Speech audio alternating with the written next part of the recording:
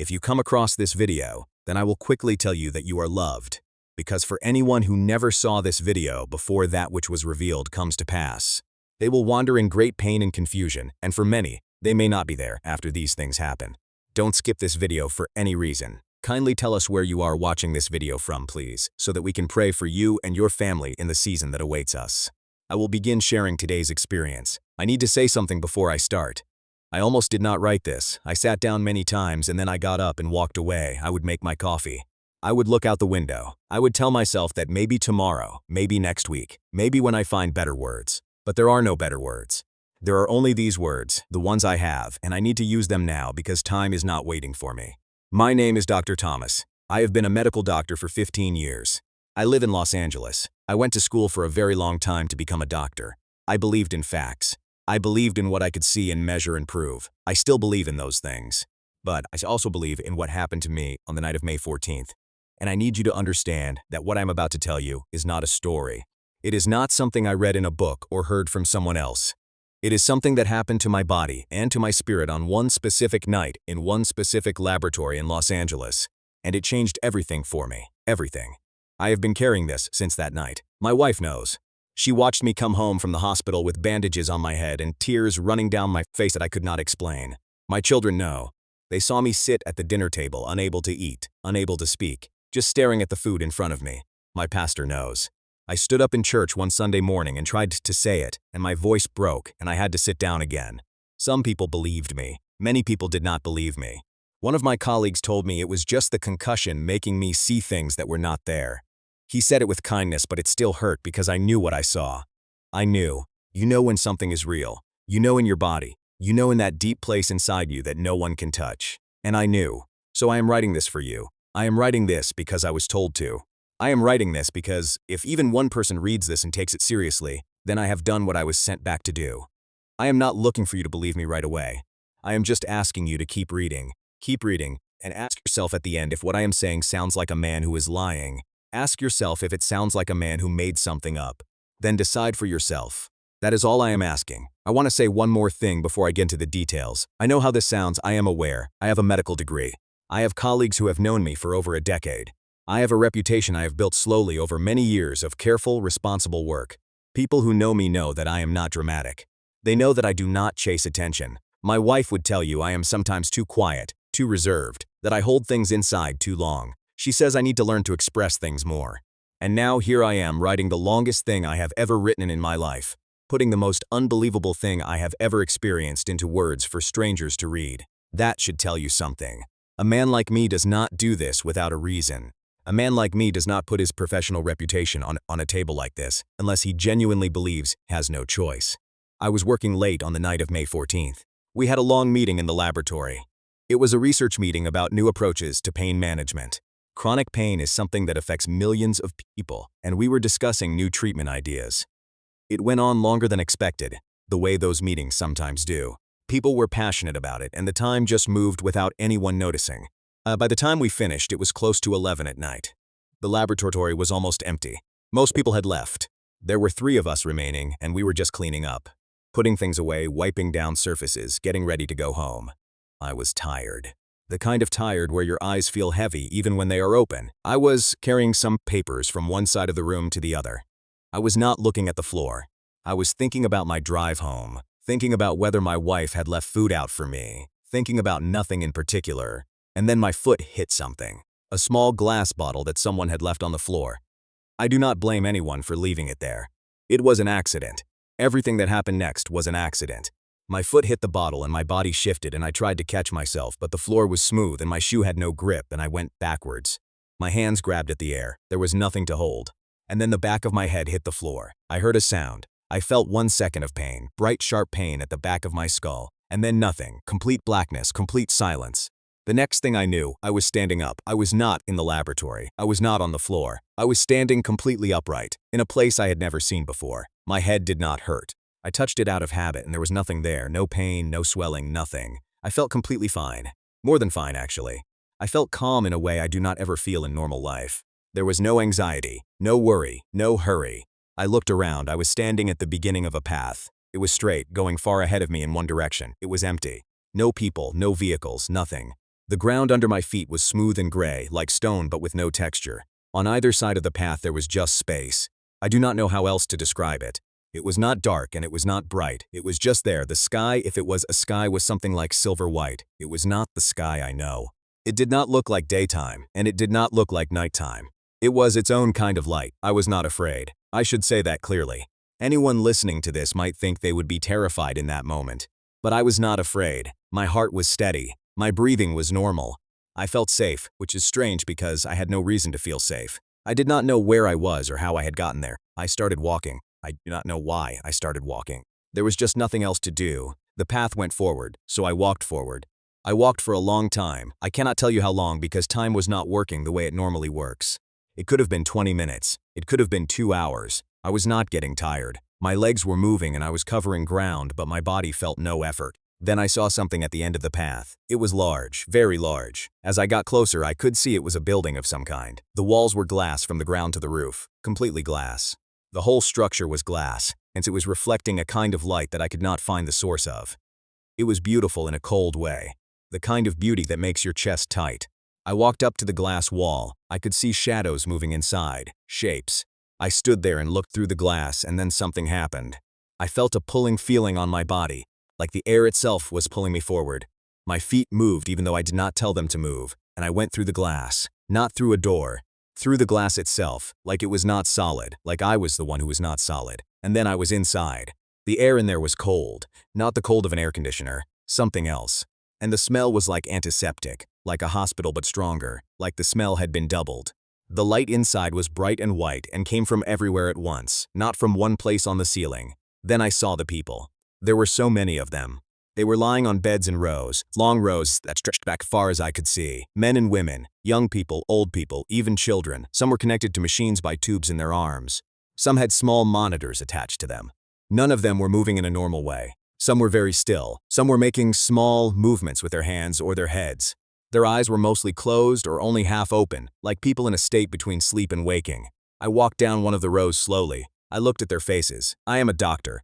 I have seen patients in hospital beds many times in my career. This was different. The people in those beds did not look like sick people who had come in for treatment. They looked like people who had been placed there, like they had been arranged. Like they were waiting for something to be done to them, rather than waiting to get better. There were nurses in white moving between the beds. They were giving injections. They were adjusting tubes. They were writing things on papers. No one noticed me walking among them. It was as if I was invisible. I watched a nurse give an injection to a young man in one of the beds. He looked like he was maybe 20 years old. After she gave him the injection, his body went rigid for a moment, then began to tremble. His eyes opened very wide. He made a sound I cannot describe. Then, slowly, his body relaxed, and he became very still. Too still. I moved to another bed, an elderly woman. Her face was lined and her hair was white. A nurse came and administered something through a tube in her arm. The woman's face changed. First she began to cry, quiet tears just moving down the sides of her face. Then her expression shifted and she began to smile, then to laugh softly. Crying and laughing at the same time, her mouth doing both things together in a way that was deeply unsettling. I wanted to help her. I felt something rise up in my chest, the feeling a doctor gets when a patient is suffering and there is nothing that can be done. Helplessness. It is a terrible feeling. Then I noticed the beds were arranged in groups, 4 groups. Each group of beds had a colored tag attached to them. One group had blue tags. One group had red tags. One group had yellow tags. One group had green tags. I began to move between them. I went to the blue group first. There were about 25 people in this cluster. A doctor, not a nurse, but a doctor in a white coat, came and gave each of them a drug at the same time. He checked his watch twice while he did it. He was very precise about the timing. After he gave them the drug, the people in the blue group began to change. They started reaching out toward each other. People who had been lying still began to lift their arms in the direction of the person in the next bed. They were making sounds, calling sounds, like they were looking for someone they loved. Their eyes moved with a kind of hunger that was not natural. They seemed deeply, urgently interested in each other in a way that went beyond normal human connection.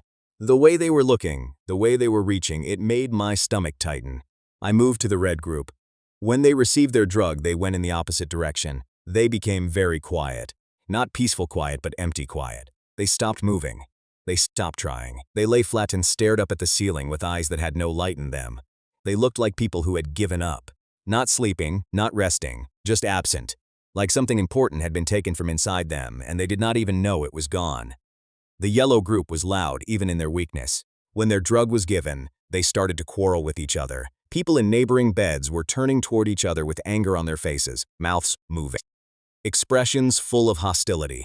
One man grabbed the rail of his bed and was shaking it. A woman was pointing her finger at the person next to her. It was chaos in a small, contained way. People who were too sick to stand up but still finding the energy to be furious with each other. The green group was the one that confused me the most. When they received their drug, they became very talkative. Their lips were moving fast. Their eyes were bright.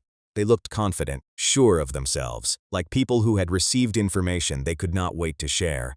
But the things they were saying, I leaned close to listen. The things they were saying did not match reality. They were speaking with absolute certainty about things that were not going to happen. They were convinced, completely convinced. And in their conviction there was a terrible confidence, the kind of confidence that cannot be argued with. I stood in the middle of all of this feeling completely overwhelmed. I am a medical doctor. I have spent my life studying what drugs do to the human body. I understand pharmacology. I understand how compounds interact with brain chemistry. But what I was seeing in that room was not about pharmacology. This was not about healing. Every drug in that room was designed to move people in a direction, to pull them towards something or push them away from something.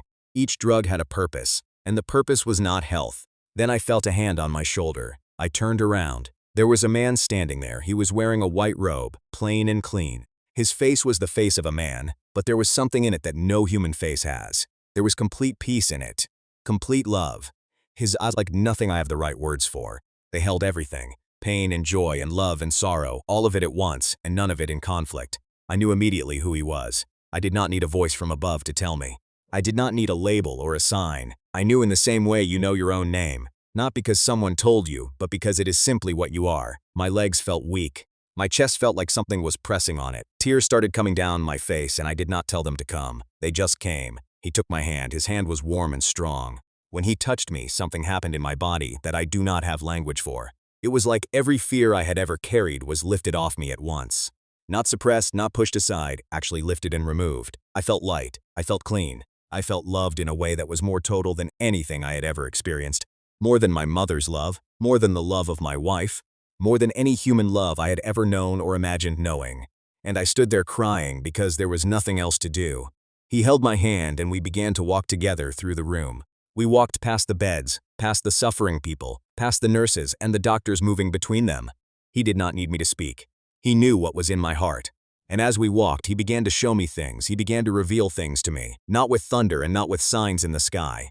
Quietly, the way a teacher talks to a student when the classroom is empty and there is time to say the real things. He showed me that what I was seeing in that glass building was not the final thing. It was a preparation, a testing stage. What would come next would be bigger. It would reach further. It would touch many more lives than the people in those beds. He showed me a medicine bottle, small, clear glass, with a label I could read clearly. The label said vitamin RT. He revealed to me that this product was going to be made widely available. Not as something experimental, not as something suspicious. It would be positioned as a straightforward solution for people dealing with chronic pain.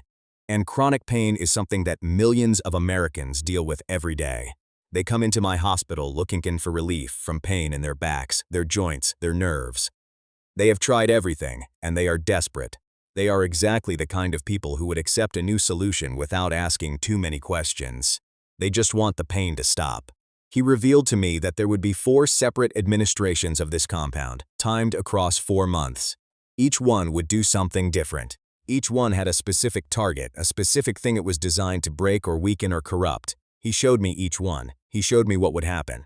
And I am going to tell you now exactly what he showed me, as clearly as I can, using the simplest words I have. He showed me the first administration, which he revealed would happen toward the end of May. He told me about June. He told me that June is a time of blessing, that God had arranged things so that in that month, doors would open for people who had been waiting and believing. Financial freedom, new opportunities, contracts and businesses and situations that had been locked would begin to unlock. He told me that God wanted to give things to his people in that month, things they had been praying for. But the enemy knew this too. He revealed to me that the first drug would target one thing in the people who received it. It would increase sexual desire. It would make the desire for intimacy outside of marriage very strong, stronger than normal, stronger than the person might expect. The desire would come suddenly. and with force. And it would feel normal. That is the important part. It would not feel like something foreign had entered the person. It would feel like their own feelings. He showed me what this would do. I watched people in the vision who were on the edge of breakthrough. People who had been praying for financial change. People who had been believing for months or years and were finally about to receive. And then the desire came, and they went in the wrong direction. They made choices. Not terrible people, not evil people, just people who were pulled by a strong desire and did not recognize it for what it was. They missed phone calls. They missed meetings. They were in the wrong place at the right time. The appointment with the person who would have changed their life happened, and they were not there for it. June passed. The door that was open in June closed, and in July they were looking around wondering why nothing had changed. I watched some of them cry. I watched one man sit in his car with his hands on the wheel just sitting there. He did not understand what he had missed. He had no way of knowing. The desire had felt like his own. The choices had felt like his own, and the month was gone. He revealed to me that this is why the enemy chose this particular moment. Because when God is about to do something, the enemy will work hardest to make sure the people who should receive it are distracted. And lust is one of the oldest distractions. It was used in the beginning. It is still being used now. He told me what the protection is. He told me that people who are close to God, who are praying, who are staying in the Word, will feel the pull, but they will also feel something else. They will feel a warning in their spirit, a discomfort. He said that the ones who have been walking closely with God will notice that something does not feel right and will step back. But the ones who have been drifting, who have not been praying much, who have let days pass without any contact with God, those ones will not have that warning to hold on to. The enemy does not need to overcome a strong person. He only needs to find a person who is already a little weak and push gently. He showed me the second administration, which he revealed would happen toward the end of June. He spoke to me about July. He told me that July, being the 7th month, carries the number of completion. He revealed that what God wanted to do in July was bring things to completion for the nation. But what God wanted to do required the participation of his people. It required prayer. Not casual prayer, but serious prayer. The kind where people feel the weight of what they are asking for, where they carry the nation on their hearts and take it to God. He revealed to me that the second drug was designed to make prayer feel impossible. Not literally impossible. The person would still be physically capable of kneeling and closing their eyes. But inside, prayer would feel heavy. It would feel like speaking into a wall. It would feel like nothing was happening. The person would sit down to pray, and within a few minutes their mind would wander. They would feel restless. They would feel like they would do better to pray tomorrow when they were more focused. And tomorrow they would feel the same way, and the days would go by. He showed me what happened to the nation, because the believers did not hold their position in prayer during July. He showed me 3 things. The first thing he showed me was economic disruption. I watched the numbers fall. I watched businesses close their doors. Not 1 or 2, but many. I watched people lose employment. I watched the prices of basic things, bread and oil and simple necessities, go up while people's ability to pay went down. I watched a woman in a grocery store put things back on the shelf because she did not have enough money. I watched a man open his bank application on his phone and stare at the number with an expression that I did not want to look at for too long. He revealed to me that this was not inevitable. That prayer in July would have held back the worst of it. But without that covering, the worst came through. The second thing he showed me was the government making moves. He revealed that policies and rules would be passed that would take more control away from ordinary people. Rules that would be explained as safety measures, as protection, as necessary steps.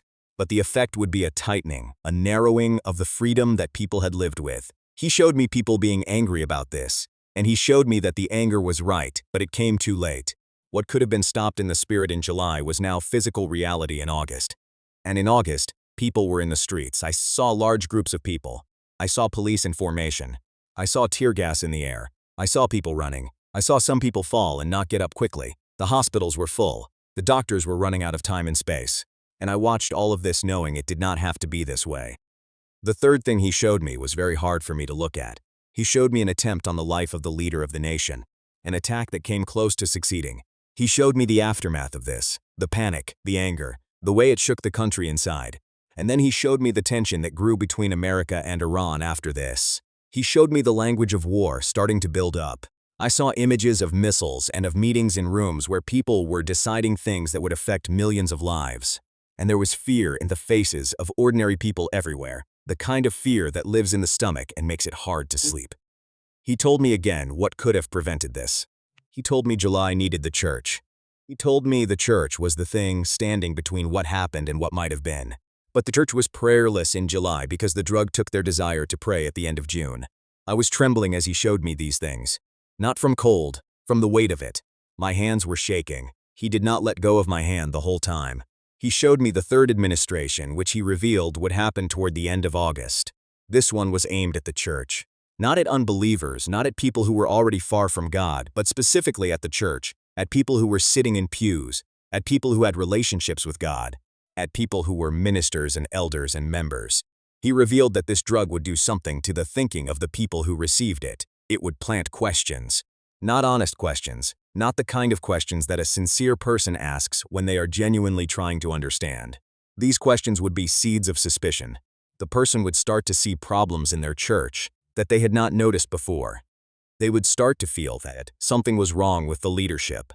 They would start to feel that their fellow church members were hypocrites, that the teachings they had always believed were perhaps not completely right. The feelings would not come with a clear reason. They would just be there, a vague dissatisfaction, a growing irritation. He showed me the fruit of this. He showed me church communities dividing. Members who had prayed together for years finding themselves unable to be in the same room. Families where one member was pulling away from the faith and another was holding on, and the space between them was full of pain. Pastors who were exhausted from trying to hold people together. A church that was fighting itself, instead of standing against what was coming. He revealed that because the church was in this weakened and divided state, there were things that the enemy was able to bring in through the opening. He showed me 3 areas. The first was what is being taught to children. He showed me content being introduced into school curriculum, things that many parents in churches had been fighting against for years. And in normal times, the church was a united voice against this. But with the church divided and fighting internally in September, that united voice was gone. There was no one standing together at the school board meetings. There was no one coordinating. There were individual people showing up alone and being dismissed. And the things passed, and the children began to be taught things that their parents never agreed to. The second was about life. He showed me laws about the protection of life being expanded in the wrong direction. More situations where innocent life could be ended. More categories. He showed me the vote happening, and the church watching it happen, and not being able to do anything because the church was in too much disarray. Had the church been unified in September, he told me, that vote would have gone differently. There were enough believers in enough positions to have changed the outcome, but they were arguing with each other about things that the enemy had planted in their minds. The third thing was the freedom to speak the truth. He showed me legislation that would make it harder for pastors to preach on certain subjects without facing consequences. Not immediately, not overnight, but the groundwork being laid. Pastors beginning to feel the pressure, choosing carefully which things to say and which things to leave out. He showed me some of them not preaching on specific passages anymore because of what might happen. He showed me congregations receiving softer messages and not even realizing what they were no longer hearing. And the silence growing in the space where truth used to be. He squeezed my hand a little tighter when he showed me these things. I could feel the sorrow in his grip. He was not watching these things with detachment. He was watching them the way a father watches his children make choices that he begged them not to make. There was love in it and there was grief in it, both together, inseparable. He showed me the fourth administration, which he revealed would happen by the middle of September, before the Feast of Trumpets. This one made me cry the hardest. I could not stop crying while he showed me this. He had to wait for me several times. He revealed that this final dose targets believers, specifically people who are still standing, still in faith, still praying even after everything that had happened in the preceding months. But it does not attack their faith directly. It works through something more subtle. He revealed that this dose would cause confusion in the prophetic. It would open up a space in the spirits of believers, a kind of spiritual openness, but not toward the true Holy Spirit, toward something that could mimic it. He showed me people who were genuine believers, people who studied their Bibles, people who had real prayer lives, beginning to receive what they thought were prophecies. And some of those prophecies were real, but some were not, and the false ones were woven in so close to the real ones that it was very hard to tell the difference. He showed me a particular false prophecy that would spread very widely. The message would be that the rapture was going to happen by the end of September. He told me clearly that this was a plan from the enemy. He told me the rapture was not going to happen at the end of September, but the prophecy would spread. It would spread fast because people wanted it to be true, because the months had been so hard, because everything had been so heavy. And when a voice says that relief is coming, that the end of the suffering is near, people receive that message with their whole hearts. It is understandable. It is human. He showed me what people did in response to this message. I saw a man sell his house. He was sure it was the right thing to do because he was not going to need it after September. I saw a couple take their retirement savings and give it all away. I saw young people quit their jobs. I saw people make large financial decisions, irreversible decisions, based on the certainty that September was the end. They were joyful while they were doing these things. They were at peace. They felt they were doing the right thing, the faithful thing, the thing that showed they truly believed. And then October came. He showed me October. He showed me what that looked like. The people who had sold their houses had no houses. The people who had given away their money had no money. The people who had quit their jobs had no jobs and no income. And the shame of it. He showed me the shame. People who had told their families, who had stood up in front of others and declared what was coming. Now they had to face those same people. Their credibility was gone. Their families were not just disappointed. Some were angry. Some felt that they had been let down by the very faith of the person who loved them. I watched relationships break because of this. He showed me the outside world watching the church go through this. He showed me mockery. He showed me news coverage that laughed at believers. He showed me social media posts. He showed me ordinary people who might have been open to faith becoming closed because of what they saw. He showed me young people who were on the edge of belief being pushed away by the spectacle. And some of the believers. He showed me some of the believers who had lost everything because of this false prophecy. He showed me them in their pain in October. Some of them questioning everything. Some of them saying they did not know what to believe anymore. Some of them in places where they should not be alone. He showed me the darkness that some of them fell into, and it was very hard to watch. Very hard. He told me that this was the final goal of the fourth administration. Not just to spread false prophecy, but to use false prophecy to destroy the credibility of the believers who were left standing. Because if the witness of the church is destroyed, if no one will listen to believers anymore, then what the enemy wants to bring in next will come in without resistance. He revealed that the goal was always the long game. Break prayer, cause division, silence the voice, then bring in what you really came for. I was sobbing at this point, completely. He let me cry. He stood there with his hand in mine and he let me cry without trying to stop it or rush it. There was patience in how he waited. There was love in it. When I had been quiet for a while, he began to speak again. He told me that none of this had to happen. He told me that none of this was fixed or certain. He told me that he was showing me a plan, the enemy's plan, not God's final word. He told me that believers have authority. He told me that prayer is not a ritual, it is a real activity with real effects in real situations. He told me that if enough people prayed with understanding, with awareness of what was coming, the plan could be disrupted, not just slowed down, but broken. He told me that God was showing me these things for this reason. Not to frighten people, but to equip them. Not to produce panic, but to produce the kind of alertness that leads to the right action. He told me that the protection against the first drug was to stay close to God before May ended, to choose desire for God over desire for other things, to fast, to guard the heart.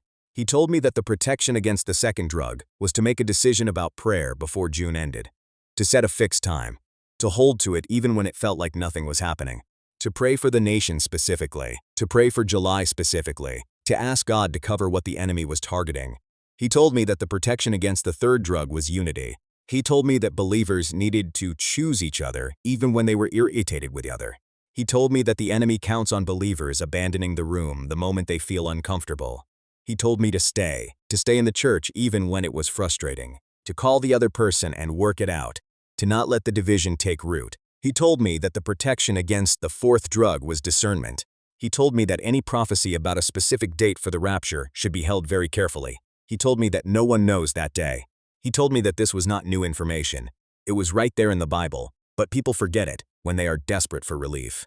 He told me to stay grounded in the Word and not to make irreversible financial or life decisions based on prophetic claims, no matter who made them or how confident they sounded. He told me that God loved His people. He told me that God saw the pressure they were under. He told me that God had not forgotten any of the prayers that had been prayed. He told me that June was real. The blessings He had arranged for June were real, and they were still available to those who would position themselves to receive them. He told me that everything the enemy was trying to steal was still on the table. But the people had to be awake to take hold of it. Then He told me I had to go back. He said I had to go back and tell people what I saw. He said time was short. He said to use whatever means I had to reach as many people as I could. He said some people would believe me and some people would not. He said I should tell it anyway. He said that the people who were meant to hear it would hear it, and that was enough. I felt myself being pulled backward, like a rope attached to my chest being pulled from behind, very fast. I was not afraid, but there was no time to say anything else, and then I opened my eyes. I was on the floor of the laboratory. The cold floor, the hard floor. My head was hurting the way a head hurts when it has hit something solid. My colleagues were around me calling my name, their voices overlapping each other. One of them had her hand on my shoulder. One of them was already on the phone. My face was wet. I was crying. And I did not know when the crying had started, because I was not conscious when it started. They thought I was in pain. They kept asking where it hurt. I tried to tell them it was not that kind of crying. I could not form the words properly. They took me to the hospital. They did the scans. They told me I had a concussion. They said I was fortunate. They said a fall like that could have been much worse. I lay in the hospital bed for 2 days, and I did not sleep. I just lay there going over everything I had seen, every detail, making sure I could hold on to it, making sure I did not lose any of it. The doctors who treated me at the hospital were kind. They ran their tests, and they explained things to me in the careful way that doctors explain things when they are trying to be reassuring. They talked about head trauma. They talked about how the brain responds to sudden impact. They talked about neurological events. One of them sat on the edge of my bed and told me that what I was experiencing, the emotional response, the vividness of what I remembered, all of that was consistent with what happens when the brain goes through a traumatic event. He was not dismissing me. He was trying to help, but I listened to his explanation and I thought about it seriously, and then I set it aside, because his explanation described the mechanism. It did not describe the content. A brain under trauma can produce images. It cannot produce a specific medicine bottle with a specific label that I had never seen before. It cannot produce a conversation that contains specific information about specific future events in specific months, information that I had no way of generating from inside my own mind. That is not how neurology works. I know how neurology works. I have studied it. What I saw was not generated by a concussed brain reaching for comfort. It was given to me. There is a difference, and I know the difference. I have been carrying this since that night. I have told everyone I could find. My wife sat with me in our kitchen and listened to the whole thing without interrupting. When I finished, she reached across the table and took both of my hands in hers, and she said she believed me. That was the first time I cried again after getting home. Some of my colleagues listened politely and then said what they are trained to say, that trauma to the head can produce vivid experiences, that the brain protects itself under shock by creating meaningful narratives. I know all of that. I have said similar things to patients. I know the clinical explanation, and I am telling you that clinical explanations were not what I experienced on the floor of that laboratory. I also want to say something to the people who will hear this and immediately think I am trying to sell something. I understand that reaction. We live in a world where people use fear to get money. I know that. I have seen it. I have read about pastors who used prophecy to enrich themselves. I want to be direct. I have nothing to sell. I have no ministry to donate to.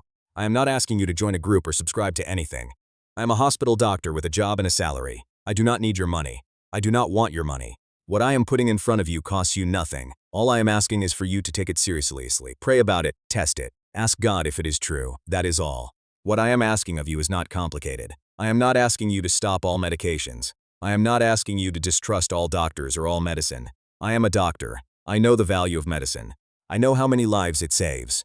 What I am asking is for you to be careful with things you do not know the full story of, to ask questions, to pray about what enters your body, to use the discernment that God gave you. I am asking you to pray, specifically to pray now, to pray before May ends, to set your heart in order before June arrives, to decide in advance that if a strong desire pulls you in the wrong direction in May, you will notice it and you will step back, to hold your position in June so that what God has for you does not pass you by. I am asking you to keep praying in July even when prayer feels heavy. Especially when it feels heavy. That heaviness may not be your own feeling, it may be something working against you. Push through it. Say the words even when they feel empty. God hears the words even when you do not feel them. I am asking you to choose your church in August. When someone irritates you, stay. When a question rises up in you about your leadership, test it carefully before you act on it. Do not let something that feels like your own doubt take you out of position when the church needs you most. I am asking you to be very careful in September with any message that tells you exactly when something will happen. Hold it lightly. Keep your feet on the ground. Do not do anything you cannot undo. God is not asking you to prove your faith by destroying your stability. He is asking you to trust Him, and trust does not require you to have nothing left. I do not know if you will believe me. I have stopped needing everyone to believe me. What I need is to have said it. What I need is to have done the thing I was sent back to do. I have done it. This is me doing it. Putting these words down for whoever will read them. I think about that room. I think about those people in those beds, reaching, staring, arguing, speaking false certainties. I think about how none of them knew what had been put into their systems. I think about how something entered them and began to move them, and they experienced it as their own feelings, their own desires, their own doubts, their own revelations. That is the most disturbing part to me. Not that someone did something to them, but that they had no way of knowing anything had been done. That is why I am telling you. That is why I am using every word I have, so that you know. So that you have the information that they did not have. So that when something comes that feels strange, when a desire rises up suddenly and with unusual force, when prayer becomes strangely impossible, when your patience with your church runs out faster than usual, when a voice tells you it knows the exact date of the Lord's return, you have something inside you that says wait. Pause. Check this. This might not be what it feels like, and you do that by staying close. There is no other way. Not closeness as a weekly event, as something scheduled for Sunday morning. Daily closeness, morning and night. The word open in front of you and your heart open before God. That is the thing the enemy cannot work around. He can work around people who see God only sometimes. He cannot work around people who have made God their daily reality. Those people have something running through them that recognizes foreign things. They feel it before it takes hold. I am still a doctor. I am still going to work on Monday. I am still going to see my patients. I am still going to use science and medicine to help people get better. But I am also a man who has seen something that I cannot unsee. I am a man who was shown something and told to share it. I have done that now. I have given you everything I was given. I have held nothing back. I pray for you. I pray that whatever month you are in when you read this, it is not too late for you. I pray that June finds you positioned and ready to receive. I pray that July finds you on your knees. I pray that August finds you steady and connected to your community. I pray that September finds you grounded in what is written and not swept away by what is only spoken.